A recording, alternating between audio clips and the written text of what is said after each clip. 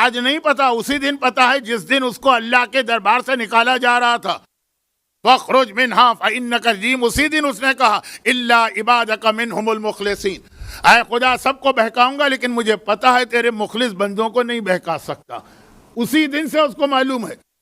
پھر بھی کوشش تو کی نا. حاجیوں سے پوچھئے کہ تم جو کنکر مارتے ہو تو کیوں مارتے ہو؟ کہا ابراہیم و اسماعیل کو بہکانے کی کوشش کی گئی. ابراہیم و اسماعیل معصوم نبی، لیکن شیطان نے یہ دیکھنے کے باوجود کہ میرا کوئی جادو ان پہ نہیں چلے گا، میری کوئی ٹرک ان کو نہیں گمراہ کرے گی، پھر گیا ضرور. ڈیوٹی یہ میری ذمہ داری ہے گمراہ کرنا، بلکہ اس سے بڑھ کر کہیں جسارت نہ ہو جائے. بہت سارے علماء نے لکھا چوتھے امام کا لقب زین العابدین اس وقت بنا جب شیطان سانپ کی شکل میں آیا اور امام کے انگوٹھے کو چباتا رہا تاکہ صرف امام کی توجہ نماز سے ہٹا لی جائے.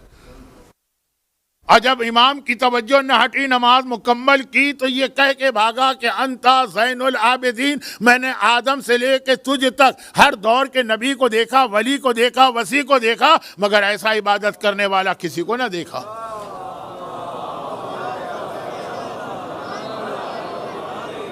مجمع کنفیوز تھا کہ یہ صلوات پڑھنے کا موقع ہے کہ نہیں. آدھے پڑھ رہے تھے، آدھے سوچ رہے تھے پڑھیں کہ نہ پڑھیں.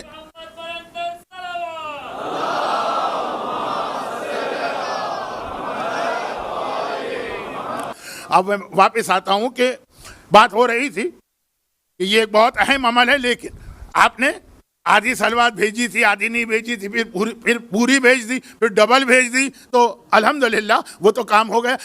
جب میں نے یہ جملہ کہا کہ شیطان چوتھے امام کی عبادت کو دیکھ کے یہ کہہ کر کہ میں تو گواہ ہوں، آنکھوں دیکھا، خالی سنی سنائی بات نہیں ہے، آدم سے لے کے تم تک میں نے ہر نبی کو، ہر وصی کو، ہر ولی کو، ہر امام کو دیکھا، ایسا عبادت گزار نہ دیکھا. شیطان کا جملہ لیکن یہ بتا رہا ہے کہ شیطان چوتھے امام کے پاس بھی گیا اور اپنی حد تک کوشش کی کہ چوتھے امام کو نعوذ باللہ گمراہ تو کر نہیں سکتا، کم از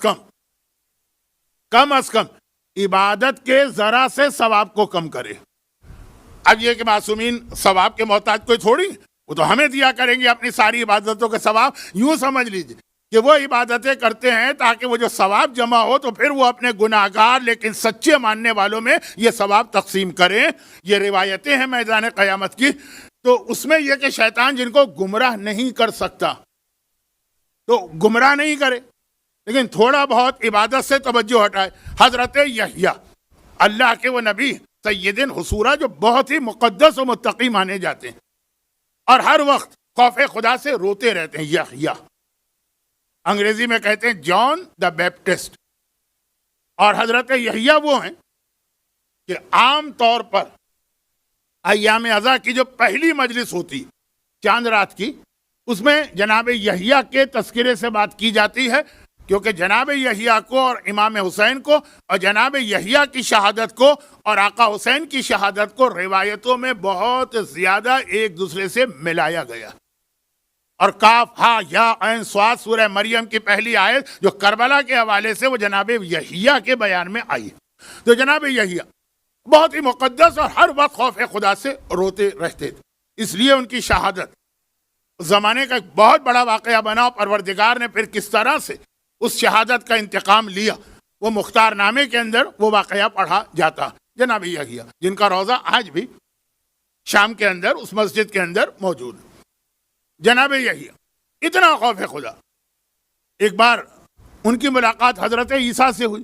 اچھا حضرت عیسیٰ تو وہ تھے، یہ جملہ جو میں کہہ رہا ہوں یہ غیر متعلق نہیں ہے، میرے موضوع میں کل یا پرسوں بہت اہم بنے گا کہ حضرت یحییٰ وہ تھے جو جناب عیسیٰ کی ولادت سے پہلے سے ان کی خبر دیتے آ رہے تھے کہ قوم والوں، امت والوں تیار ہو جاؤ، اللہ کا وہ نبی آنے والا ہے.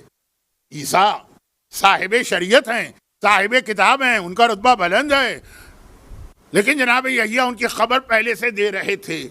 دونوں کی ملاقات ہوئی. جناب یحییٰ نے عیسیٰ کو دیکھ کے ایک اعتراض کیا. یہ اعتراض کوئی حرام گناہ کے حوالے سے نہیں ہوتے ہیں، زندگی کے حوالے سے. کہ اے حضرت عیسیٰ آپ ہر وقت اتنا ہنستے رہتے ہیں، ہنسی مذاق لوگوں سے باتیں بالکل نارمل انداز میں، کہ آپ کو دیکھ کے لگتا ہے کہ اللہ نے جہنم پیدا ہی نہیں کی، کوئی ہے ہی نہیں خوف.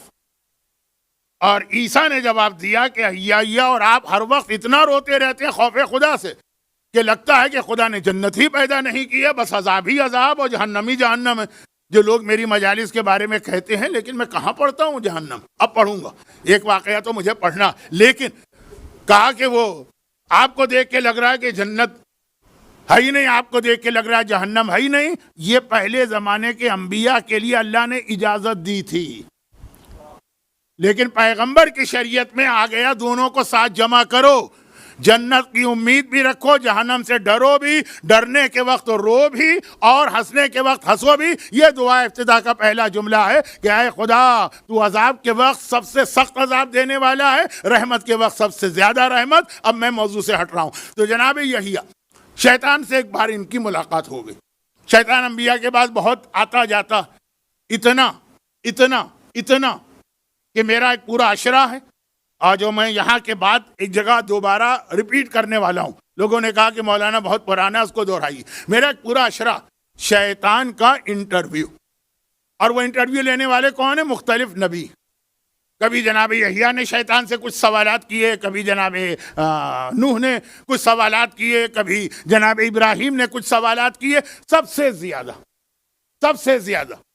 یہ آ گیا پھر میرا موضوع پلٹ کے، سب سے زیادہ سوالات رسول خدا نے کیے تھے کہ تو میری امت کو کیسے بہکائے گا. تو بہت ہی دلچسپ ایک اشرا تھا، لیکن بہت پرانی بات تھی، اسے دوبارہ پڑھنا ہے، لیکن یہاں نہیں، یہاں کے بعد جہاں میں جا رہا ہوں وہ بھی نہیں بتاؤں گا کہاں جا رہا ہوں، کیونکہ میں نہیں چاہتا کہ آپ اس کو سن لیں اور آئندہ سالوں تک میں زندہ رہا اور دوبارہ امام بارگاہ علی رضا کی انتظامیہ مجبور کر کے مجھے لے کے آ گئی تو پھر مجھے ایک موقع ملے گا. ابھی میں جملہ پورا کروں کہ یحییٰ نے شیطان کو دیکھا اور کہا شیطان میں 24 گھنٹے مصلی پہ بیٹھتا ہوں اور ہر وقت خوف خدا اور عبادت سوائے ضروری کاموں کے ہٹتا ہی نہیں ہوں. سیدن حصورہ انتہا عبادت گزار خوف خدا سے رونے والے، کیا میرا کوئی عمل کبھی تجھے پسند آتا ہے؟ فارمولہ یاد رکھی، آپ کا جو عمل شیطان کو پسند آئے گا اس کا مطلب یہ کہ وہ اللہ کو ناپسند ہے، اور جو عمل اللہ کو پسند ہے سمجھ لیجیے کہ وہ شیطان کو ناپسند ہے. یا میں جملہ بدل دوں، آپ کا جو عمل شیطان کو پسند آئے سمجھ لیجیے وہ امام کو ناپسند ہے، اور آپ کا جو عمل امام کو پسند آئے خود ہی سمجھ لیجیے کہ یہ شیطان کو ناپسند ہے.